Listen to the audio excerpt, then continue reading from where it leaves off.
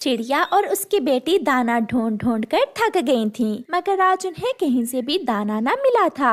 गुड़िया बेटी, अब तो शाम होने वाली है, आज हमें खाली हाथ ही घर लौट कर जाना होगा। मम्मा, हम कल अगले जंगल जाएंगी, हो सकता है हमें वहाँ से दाना मिल जाए। फिर वो माँ बेटी भूखे पेट ही वापस लौटती हैं। रास्ते में उन्हें एक आवाज सुनाई देती है, बचाओ बचाओ, मेरी मदद करो, मैं बहुत मुश्किल में हूँ, कोई मेरी मदद करो। मम्मा, कोई मुसीबत में है, कोई आवाज दे रहा है, हमें देखना होगा।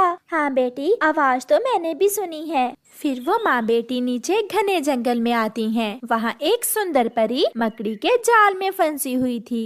चिड़िया, मेरी मदद करो। मगर सुंदर परी, मैं तो बहुत कमजोर हूँ, मैं कैसे आपकी मदद कर सकती हूँ? मेरी जादू की छड़ी मेरे हाथ से छूटकर नीचे गिर गई है। आप मुझे मेरी वो जादू की छड़ी उठाकर पकड़ा दें, सब ठीक हो जाएगा।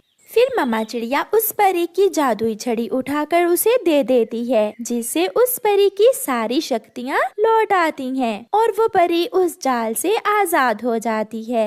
हमें आपकी मदद करके बहुत खुशी हुई, आपके पंख बहुत सुंदर हैं। मुझे सब मालूम है, आप भोजन के कारण बहुत परेशान हैं और आपने हमेशा नेकी के काम किए हैं, इसलिए मैं भी आपकी मदद करना चाहती हूँ। ऐसा कहते हुए वो परी अपनी जादू की छड़ी घुमाती है और मम्मा चिड़िया को एक पोटली देती है। सुंदर परी, इसमें क्या है? क्या दाना है इसमें? नहीं, इसमें दाना नहीं, बल्कि 3 रंग के बीज हैं। एक लाल केले का, एक पीले केले का और एक हरे केले का। आप जिस रंग का चाहो केला खा सकती हो। ये जादुई बीज हैं। मगर चिड़िया, लाल रंग का केला सिर्फ वही पक्षी खा सकता है जिसने कभी बुराई ना की हो। अगर कोई बुरा पक्षी लाल रंग का केला खाएगा तो वो बहुत कमजोर हो जाएगा। ऐसा कहते हुए वो परी गायब हो जाती है। मम्मा चिड़िया और उसकी बेटी वो जादुई बीज लेकर अपनी राह लेती हैं। घर जाकर गुड़िया और उसकी मम्मा वो बीज अपने घर के पास ही लगा लेती हैं और अपने घर चली जाती हैं। मम्मा, क्या सच में उन जादुई बीज से केले के पेड़ उगेंगे? हाँ बेटी, वो अच्छी परी झूठ नहीं बोल सकती। बातें करते करते वो माँ बेटी सो जाती हैं। सुबह हो जाती है। गुड़िया और उसकी मम्मा जल्दी से घर से बाहर निकलती हैं। अपने सामने केले के बड़े बड़े पौधे देखकर उनकी तो आंखें खुली की खुली रह जाती हैं। मम्मा, लाल, पीले और हरे तीनों पेड़ों पर 3 रंग के केले लगे हुए हैं। हाँ बेटी, मगर याद रखना, लाल रंग का केला सिर्फ वही पक्षी खा सकता है जिसने कभी कोई बुरा काम ना किया हो। मगर मम्मा, आपने तो कभी कोई बुरा काम नहीं किया है, इसलिए बेटी हम किसी भी रंग का केला खा सकती हैं। फिर वो दोनों माँ बेटी तीनों पेड़ों से मीठे, स्वादिष्ट और रंग बिरंगे केले तोड़कर खाती हैं। गुड़िया बेटी, आपके अंकल मिठू भी भूखे होंगे, जाओ ये केले मिठू अंकल को दे आओ। मगर मम्मा, ये पीले वाले केले देना, हो सकता है मिठू अंकल ने कभी कोई बुरा काम किया हो। ऐसे गुड़िया पीले रंग के केले लेकर मिठू अंकल को देने चली जाती है। गुड़िया, ऐसे स्वादिष्ट और मीठे केले मैंने पहले कभी नहीं खाए। अंकल, ये जादुई केले हैं, ये बहुत मीठे हैं। कबूतर भी गुजरता हुआ चिड़िया के पास जाता है। चिड़िया चिड़िया, ये केले के पेड़ कल तो यहाँ नहीं थे। ये हमें एक परी ने हमारी नेकी का सिला दिया है, आप चाहें तो इनमें से केले खा सकते हैं। मैं तो ये लाल केला खाऊंगा। कबूतर भैया, ये लाल केला सिर्फ वही पक्षी खा सकता है जिसने कभी कोई बुरा काम ना किया हो। नहीं, फिर तो मैं ये नहीं खा सकता। एक बार मैंने चोरी की थी, मुझे आज भी याद है। मैं ये पीले ही खा लेता हूँ। फिर कबूतर पीले केले ले जाता है। बात गोरी कौवी और कालू कौवे तक भी पहुंच जाती है। वो पिद्दी सी छोटी चिड़िया रंग बिरंगे केले खा रही है और कालू, तुम्हारी पत्नी भूखी बैठी हुई है। उसका कुछ करना होगा, मैं अभी उस चिड़िया से केले लेकर आता हूँ। नहीं कालू जी, उसे वहाँ से भगाना होगा, मैं वो केले के पेड़ ही लेना चाहती हूँ। फिर कालू कौवा और गोरी कौवी चिड़िया के पास जाते हैं। गोरी बहन, क्या आप भी केले लेने आए हैं? नहीं चिड़िया, हमारे पास तो बहुत भोजन है। मैं तो तुम्हें बताने आया हूँ कि पहाड़ों के पास कबूतर और मिट्ठू की लड़ाई हो गई है। वो आपस में लड़कर एक दूसरे को मार रहे हैं। गुड़िया बेटी, आप यहाँ हमारे केले के पेड़ों के पास बैठो, मैं अभी जाती हूँ। फिर चिड़िया वहाँ से भागती है। चल चल, तू भी जा यहाँ से, अब ये पेड़ हमारे हैं। क्या मकर आंटी, ये जादुई केले के पेड़ हमारे हैं? जाती हो या फिर ये डंडा देख लो, एक लगाऊंगा तुम्हारे। रोती हुई गुड़िया वहाँ से चली जाती है। गोरी और कालू मजे मजे से पीले केले के पेड़ से केले खाने लगते हैं। चिड़िया को रास्ते में मिट्ठू मिलता है। मिट्ठू, तुमने कबूतर से लड़ाई क्यों की है? चिड़िया, ये तुम क्या कह रही हो? मैं कबूतर से क्यों लड़ाई करूँगा? वो तो मेरा पुराना दोस्त है। हम दोनों तो अभी अभी नदी के पास बैठकर केले खा कर आए हैं। पीछे से रोती हुई गुड़िया भी वहाँ आ जाती है। मम्मा, मम्मा, उन बुरे कौवों ने मुझे भी वहाँ से भगा दिया है। वो कहते हैं कि अब वो जादुई केले के पेड़ उनके हैं। अब मैं समझी, उन्होंने मुझे झूठ बोलकर यहाँ भेजा है। गुड़िया बेटी, आप चिंता ना करो, मैं अभी जाकर उन्हें देखती हूँ। फिर वो माँ बेटी वापिस आती हैं। तुम फिर आ गई? सुन लो चिड़िया, तुम भी सुन लो, अब ये केले हमारे हैं। हाँ हाँ गोरी, ये केले तुम्हारे ही हैं, मगर मैं तो तुम्हें एक बात बताने आई हूँ। ये लाल रंग का केला ना खाना, ये बहुत स्वादिष्ट और मीठा केला है, ये तो मैं ही खाऊंगी। ये सुनकर गोरी जल्दी से उड़कर लाल केले के पेड़ पर बैठ जाती है। छोटी चिड़िया, मैं अब तुम्हें इन पेड़ों से कोई केला भी नहीं दूंगी। ऐसा कहते हुए गोरी उस पेड़ से लाल केले तोड़ लेती है। मुझे भी दो गोरी, मुझे भी दो, मैं भी ये लाल रंग का केला खाकर देखूं कैसा है ये। फिर गोरी और कालू वो लाल रंग के केले खाने लगते हैं। केले खाने के कुछ ही देर बाद कालू और गोरी गिर जाते हैं। वो उठकर खड़े होते हैं और फिर से गिर जाते हैं। गुड़िया और उसके मम्मा हंसने लग जाती हैं। गोरी आंटी, ये लाल केला बुरे पक्षी के लिए नहीं था, अब मालूम हुआ हमसे पंगा नहीं लेते। मैं छोड़ूंगी नहीं तुम्हें चिड़िया। गोरी, मुझे खड़ा करो, मैं उठ भी नहीं सकता। अब तुम दोनों कीड़ों की तरह रींग रींग कर अपने घर चले जाओ, वरना मैं मार मार कर तुम्हें उल्लू बना दूंगी। ऐसे वो बुरे कौवे लाल रंग का केला खाने से कमजोर हो जाते हैं और रोते हुए वापिस अपने घर चले जाते हैं। और चिड़िया उन पेड़ों से रंग बिरंगे केले खुद भी खाती है और दूसरों की भी मदद करती है। प्यारे दोस्तों, इस कहानी से हमें सीख मिलती है कि बुराई का अंजाम हमेशा बुरा ही होता है। आपका धन्यवाद। प्यारे दोस्तों, जितनी भी लड़कियां पक्षी हैं, जल्दी से चैनल को सब्सक्राइब कर लें और कहानी को लाइक कर लें, क्योंकि आज की कहानी खास आपके लिए है। बस मेरे सर से बेटी का बोझ उतर जाए, फिर मुझे कोई चिंता नहीं है।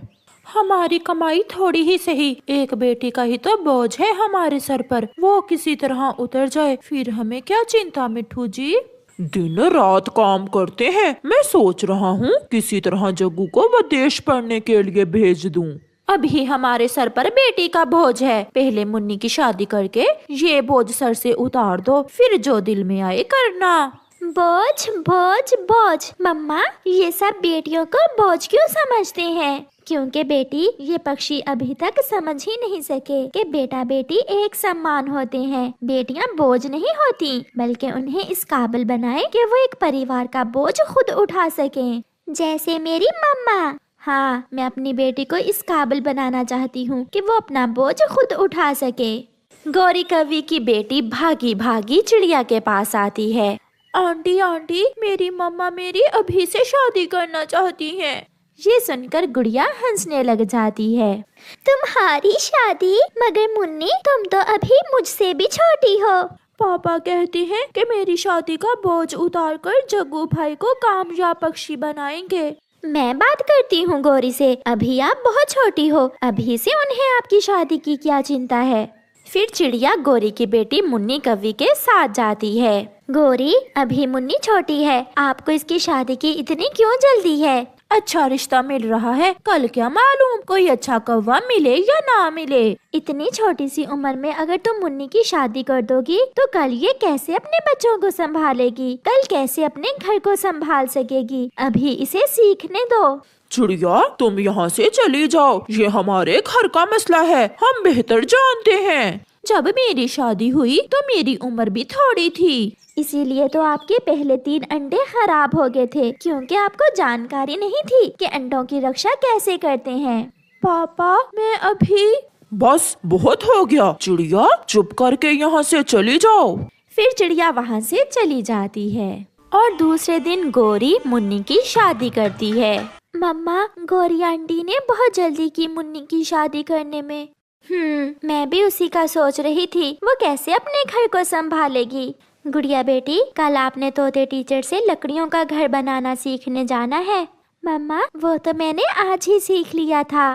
तो फिर कल बुलबुल के पास जाना और उससे सीखना कि अपने अंडों की रक्षा कैसे करते हैं। बहू, ये ससुराल का घर है, तुम्हारे माता पिता का नहीं है। कल सुबह सवेरे उठकर भोजन लेने चली जाना। बेटा, बहू को हमारे परिवार के असूल समझा दिए हैं ना? हाँ, मैंने मुन्नी को बता दिया है कि रात को सोने से पहले मेरी माँ की टांगे दबानी है और मेरी माँ का भोजन भी इसे ही लाना होगा। बहू सुन रही हो ना? हाँ, मैं कोशिश करूँगी ये सब करने की। फिर मुन्नी भोजन लेने चली जाती है। वो अभी छोटी थी, इसलिए वो तो बच्चों वाली हरकतें करती थी। रास्ते में कभी वो तितलियाँ देखने रुक जाती और कभी फूलों के पास जाकर बैठ जाती। जब शाम को वो भोजन लिए बिना ही घर जाती है तो पहले दिन उसकी सास उससे लड़ाई करती है। अगर इतनी ही छोटी थी तो क्यों की थी शादी? हम यहाँ तुम्हें खेलने कूदने के लिए नहीं लाए। कान खोल कर सुन लो, खुद को बदल लो। अगर ना बदला तो मैं अपने बेटे की दूसरी शादी कर दूंगी। मैंने क्या किया है माँ जी? आप क्यों मुझे इतना बुरा भला कहे जा रही हैं?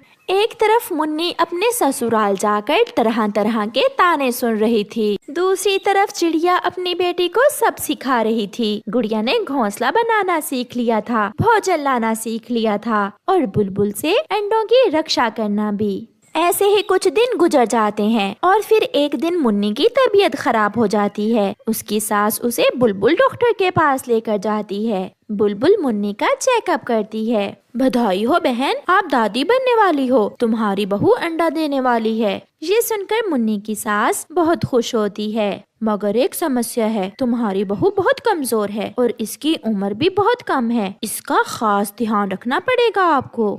शक्ल से ही ऐसी दिखती है, हम सबसे ज्यादा खाती है ये। सासू माँ, मुझे बहुत डर लग रहा है। ज्यादा चोंच लेना करो, मेरे साथ घर चलो।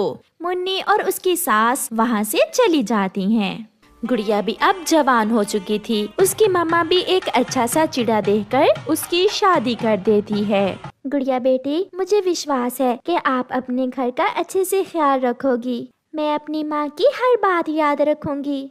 अपने घर में जाकर गुड़िया खुश थी, क्योंकि उसका पति भी उससे बहुत प्यार करता था।